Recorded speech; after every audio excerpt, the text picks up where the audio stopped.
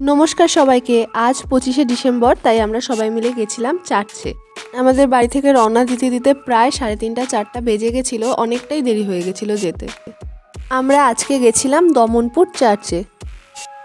তোমরা ভিডিওটা দেখতে থাকো আর তোমাদের এই ভিডিওতে একটা ইন্টারেস্টিং জিনিস শেয়ার করব। এই তো এটা হলো সেই জিনিসটা।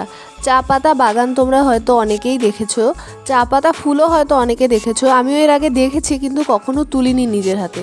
এবার এই ফুলগুলোকে নিজের হাতে তুললাম। আমরা একদম চা পাতা বাগানের ভেতরে গিয়ে চা পাতা তুলেছিলাম, তাই এই ক্লিপটাও নিয়ে নিলাম, দেখতে খুব সুন্দর লাগছিল। আর এই হাতে যে ফুলটা দেখতে পাচ্ছ এটাই হলো চা পাতা গাছের ফুল। এটার কিন্তু পকোড়াও খাওয়া যায়।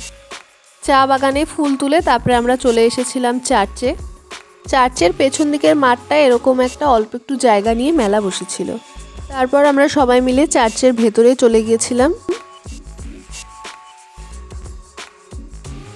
এখানে সবাই মোমবাতি ধূপকাঠি জ্বালিয়ে রেখেছিল। আমরাও তো মন্দিরে গেলে মোমবাতি ধূপকাঠি জ্বালিয়ে ঠাকুরকে শ্রদ্ধা জানাই, এখানেও তাই। এখানেও যীশু খ্রিস্টের উদ্দেশ্যে সবাই মোমবাতি ধূপকাঠি জ্বালিয়ে রেখেছিল।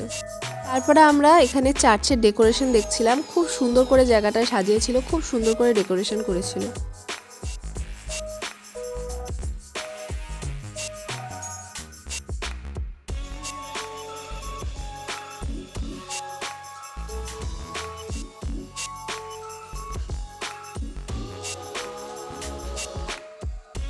ডেকোরেশনগুলো দেখে আমরা চলে এসেছিলাম এই প্রেয়ার রুমটায়। প্রতিবারের মতো এবারের প্রেয়ার রুমটাও খুব সুন্দর করে সাজিয়েছিল।